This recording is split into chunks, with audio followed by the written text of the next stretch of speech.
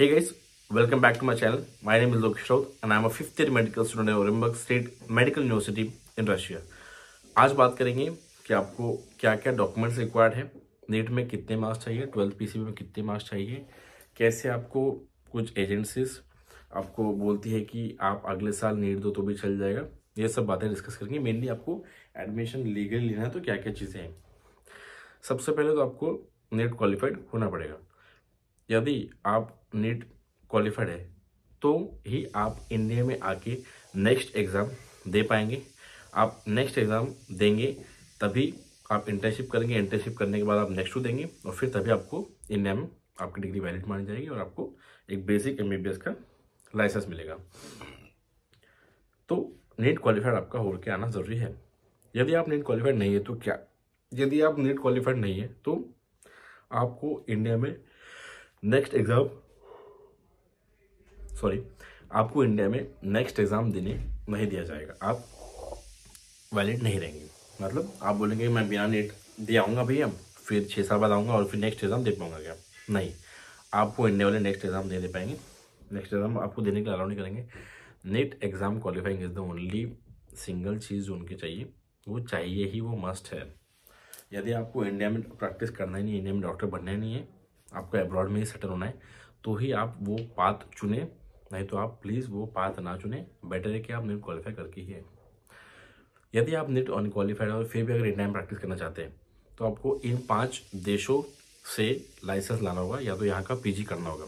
मतलब आपको वहाँ का लाइसेंस आपका इंडिया माना जाएगा। ठीक है, ऑस्ट्रेलिया, यूके, यूएस, कनाडा और New Zealand. Australia, UK, US, Canada, New Zealand, ये 5 कंट्रीज का जो लाइसेंस है वो इंडिया में वैलिड है। यदि आप यहाँ से इन 5 में से किसी भी कंट्री में जाके पीजी करते हैं, वहाँ का पीजी इंडिया में वैलिड है, आप फिर इंडिया में प्रैक्टिस कर सकते हैं। यदि आप किसी और जगह से करके आए वो इंडिया में नहीं माना जाएगा। तो बेटर है कि सब लोग नीट दे के आए और नीट क्वालिफाई करके आए। अभी भैया नीट क्वालिफाई मतलब कितने मार्क्स चाहिए? तो देखो, हर साल ये जो क्राइटेरिया वो चेंज होता है। 2023 की मैं बात करूँ, 2020 मतलब 2 तरीके के मार्क्स होते हैं।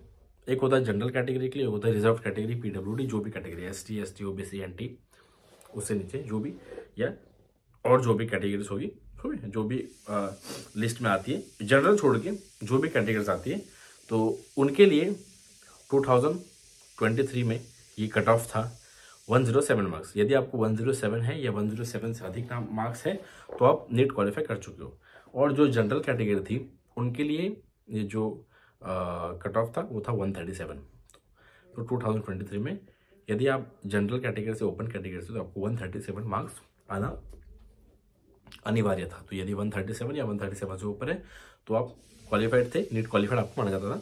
और ओबीसी, एसटी, एससी, एनटी जो भी कैटेगरी थे इनके लिए 107 था। ये हर साल चेंज होते जाता है।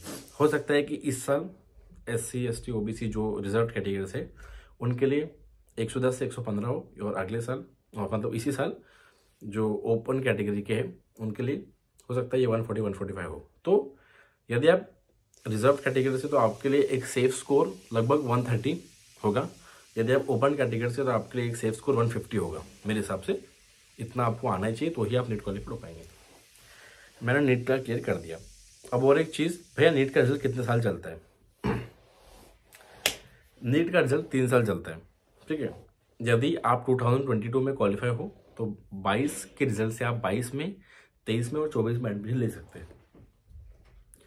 यदि आप 2022 में क्वालिफाई हो तो 23 में हो तो आप 23 के रिजल्ट से 23 में, 24 में, 25 में जो भी नीट का रिजल्ट आपका, जिस साल आप पास हुए हो, आपका वो साल, उसका अगला साल और उसके अगले साल आपको वो चल जाएगा।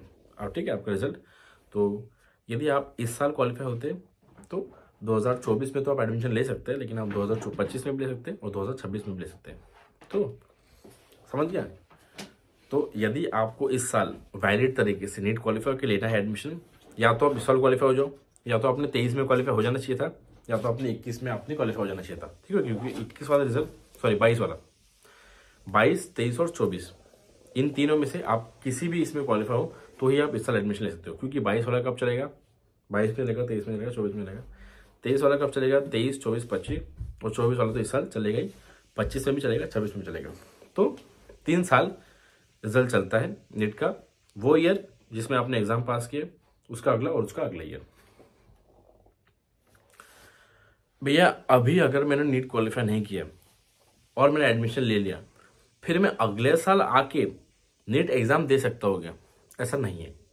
आज भी कंसल्टेंट झूठ बोल रहे हैं। लास्ट ईयर बहुत सारे कंसल्टेंट ने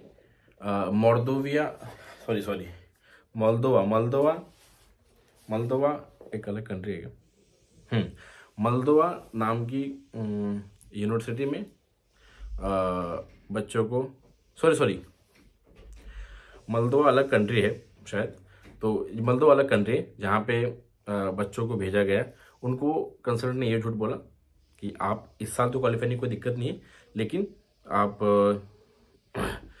अभी एडमिशन ले लो, फिर अगले साल इंडिया में आके नीट क्वालिफाई करके चले जाओ तो आपका कंटिन्यू हो जाएगा। तो ये गलत बात है, दिस इज एब्सोल्यूट लाई। ये एक ही बार होता जब 2020 में कोविड था, तो 2020 वाली बैच कुछ सेंटर पे पहुंच नहीं पाए थे, किसी का पढ़ाई नहीं हुआ था ये सब, तो सिर्फ तभी 2020 वाली बैच को अलाउ किया गया था कि आप एडमिशन ले लें और 21 में आप या तो क्वालिफाई कर ले। यदि आप 20 में क्वालिफाई होते हो तो अच्छी बात है, लेकिन यदि आप 20 में अनक्वालिफाइड हो तो भी आप एडमिशन ले सकते थे, और आपको एक चांस दिया था कि आप अगले साल आके क्वालिफाई कर लीजिए, तो आपका हम लोग कंसिडर करेंगे। लेकिन 21 के बैच, 22 के बैच, 23 के बैच, इन सब में से किसी को ऐसा अलाउ नहीं है। यदि आपको जाना है तो नीट क्वालिफाई होके जाना है। आप अगले साल आके नीट क्वालिफाई कर दूंगा तो मेरा कंटिन्यू हो जाएगा क्या? ऐसा नहीं होगा। आपका 1 साल का पैसा उसमें से वाया जाएगा, आपका फिजूल का खर्चा माना जाएगा। समझ रहे मैं क्या बोल रहा हूँ? यदि आपको अभी जाना है तो नीट क्वालिफाइड होके ही जाओ, आप ऐसा नहीं जा सकते, वो चीज़ गलत मानी जाएगी। आप अगले साल आके नीट क्वालिफाई करेंगे तो क्वालिफाई तो हो जाओगे, लेकिन आपको फर्स्ट ईयर से फिर से एडमिशन लेना पड़ेगा स्टार्टिंग से।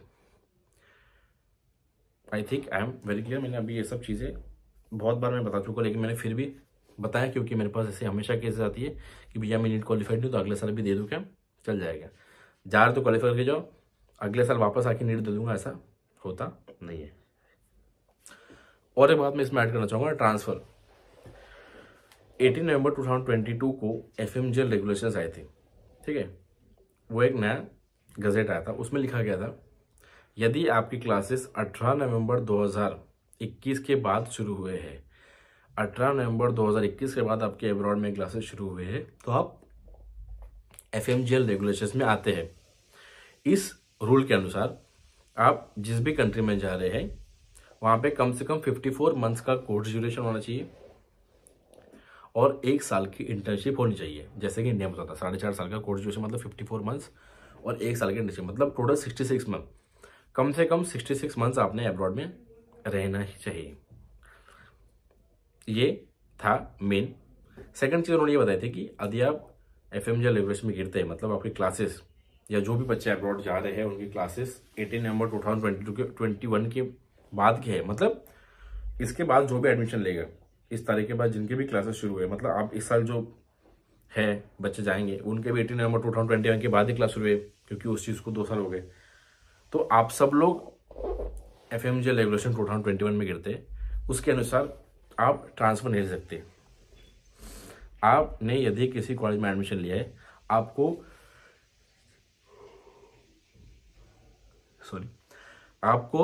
आपकी पूरी पढ़ाई उसी कॉलेज से करनी होगी। आप ट्रांसफ़र नहीं ले सकते कि भैया मैंने 1 साल यहाँ पढ़ लिया फिर मैं ट्रांसफ़र ले लूँगा, नहीं। वो सिर्फ 18 नवंबर 2021 के पहले जिनकी क्लास शुरू हुई थी उन बच्चों के लिए था, मतलब 18 की बैच, 19 की बैच, 20 की बैच। उसके बाद 22 वाली बैच, 23 वाली बैच जो अभी भी जाएगी बैच, आप में से कोई भी ट्रांसफ़र नहीं रह सकता। आपको जितना भी आपका कोर्स ड्यूरेशन है वो आपको सारा का सारा उसी कॉलेज में पढ़ना होगा। यदि आपको कॉलेज चेंज करना है तो फिर आपके पास एक ही उपाय है, आप फ्रेशली आपको फर्स्ट ईयर से स्टार्ट करना पड़ेगा दूसरे कॉलेज में, तभी माना जाएगा, नहीं तो आपका ट्रांसफ़र माना नहीं जाएगा, ट्रांसफ़र वैलिड नहीं होगा। मैं ये बात बहुत बार बता चुका हूँ, लेकिन फिर भी बार बार दोहरा रहा हूँ। अभी बात करेंगे 12th की क्राइटेरिया की। रिसेंटली एक मुंबई की लड़की ने कॉन्टैक्ट किया था, उसने किसी एजेंसी कॉन्टैक्ट किया एडमिशन के लिए, तो उस एजेंसी ने बोला कि हाँ हो जाएगा, और उस बच्ची शायद यूट्यूब पे वीडियोज देखे होंगे, तो उसने बताया कि भैया मेरा पीसीबी में जो है वो मेरा उतना जो टोटल एग्रीगेट है वो नहीं बन रहा है, ठीक है। तो उसका टोटल 12th में ही 41% था, ठीक है। तो उसका पीसीबी जो है वो 50% नहीं बन रहा था। तो लेकिन उस एजेंसी ने फिर भी उसको बताया नहीं, धोखे में रखा कि आपका हो जाएगा। देन वो जब मेरे कॉन्टैक्ट में, तो मैंने उसको बोला कि आपने 12th का मार्कशीट भेजो, दिखाया। मैंने बोला कि आप यू आर नॉट एलिजिबल, क्योंकि पीसीबी आपका 50% आपका होना चाहिए। यदि आप जनरल कैटेगरी से है तो आपका पीसीबी सिर्फ फिजिक्स, केमिस्ट्री, बायो का एग्रीगेट आपका 50% होना चाहिए। यह आपका श्योर क्राइटेरिया है। आपका इससे कम माना नहीं जाएगा यदि आप जनरल कैटेगरी से हो तो, ठीक है। जो बच्चे 12th में जिनका पीसीबी क्राइटेरिया फुलफिल नहीं हो रहा है, वो फिर से 12th बोर्ड की एग्ज़ाम दे सकते हैं, ठीक है। बहुत बच्चे देते भी है, ठीक है। लास्ट ईयर भी एक बच्चा एडमिशन लेने वाला था, लेकिन वो फिजिक्स में फेल हुआ था। तो इस साल उसने फिर से अपने 12th के बोर्ड के पेपर दिए। आज उसका फिजिक्स का पेपर था, उसने बात की मेरे से। तो पीसीबी क्राइटेरिया का सब बच्चे ध्यान रखेंगे। यदि आप किसी रिजर्व कैटेगरी से है तो आपको 40% होना चाहिए पीसीबी में। यदि आप ओपन कैटेगरी से हो तो आपको 50% होना चाहिए पीसीबी में। यदि आप इससे कम है अपने अपने कैटेगरी के अनुसार, तो आप वैलिड नहीं है, आप एलिजिबल नहीं हैं, ठीक है। कोई कितना भी बोले कि एडमिशन करवा दूंगा, एडमिशन करा देंगे। एडमिशन कराना कोई बड़ी बात नहीं, क्योंकि रशिया को तो फर्क नहीं पड़ता इससे। फ़र्क एनएमसी को पड़ता है। जब आप 6 साल बाद आओगे, एनएमसी जब देखेगी कि आपका पीसीबी तो एग्रीगेट पूरा नहीं होता, फिर आप गए क्यों, आपकी डिग्री तो इनवैलिड है, ठीक है। एडमिशन तो करा देगा क्योंकि रशियन गवर्नमेंट को, रशियन फेडरेशन को, किसी भी कंट्री को आपके नीट के स्कोर से, आपके 12th के पीसीबी के स्कोर से फर्क नहीं पड़ता, फर्क एनएमसी को पड़ता है। तो कोई भी एजेंट एडमिशन करा सकते हो आप, किसी पास भी जाओगे तो सब करा देंगे, लेकिन जो सच बताएगा वैसे बहुत कम लोग हैं। तो ऐसा लोग आप ध्यान से चुने, ठीक है। यदि उसमें आपको तकलीफ हो रही है, मेरे संपर्क कीजिए। I will introduce you to those good people, those good agencies या दोज गुड नोबल पीपल जो इसमें आपकी हेल्प करेंगे। तो थोड़ा सतर्क रहे। अभी बात करेंगे डॉक्यूमेंट्स क्या क्या रिक्वायर्ड होते हैं।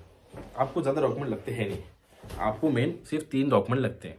आपका 10th का ओरिजिनल मार्कशीट, 12th का ओरिजिनल मार्कशीट जिसमें आप वैलिड आपका जो पीसीबी क्राइटेरिया फुलफिल कर रहे हो, और पासपोर्ट। सिर्फ 3 चीज़ लगती है, 10th का मार्कशीट, 12th का मार्कशीट और पासपोर्ट। ना आपका बर्थ सर्टिफिकेट लगता है, ना आपका कास्ट सर्टिफिकेट लगता है, ना आपका फलाना सर्टिफिकेट, ना ढिमका सर्टिफिकेट।